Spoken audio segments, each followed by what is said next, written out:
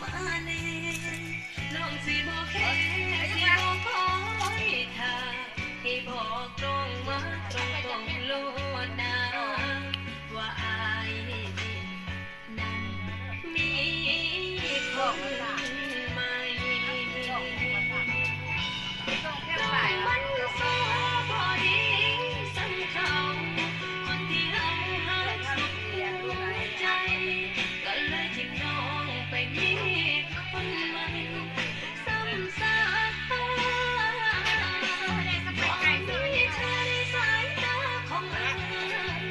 บอกว่าไม่ยังดอกไม้เปิดคำว่าจะบอกน้องมาน้องสิบอกว่าอายนั้นไป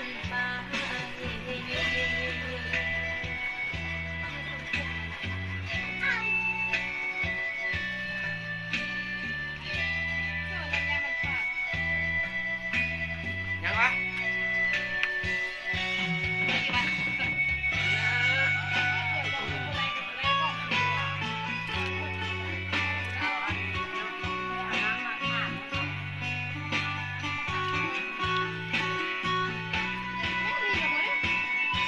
คันอายมีไปก็บอกมาติบอกตาก็ได้น้องสิให้อายไปอยู่กันน้องมันโซ่พอดีสันเขาคนที่เฮาหักสุดหัวใจก็เลยทิ้งน้องไปมีคนใหม่ซ้ำซากบอกมีเธอในสายตาของอายบอกมีความหมายอีหยังดอกนั้นเปิดคำว่าจะบอกน้องมันรักแค่มาพาจงสิบ่สนใจ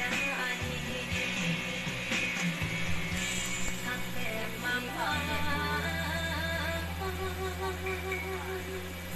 น้องสิบ่สนใ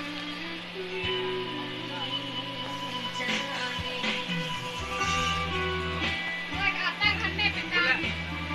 คนละ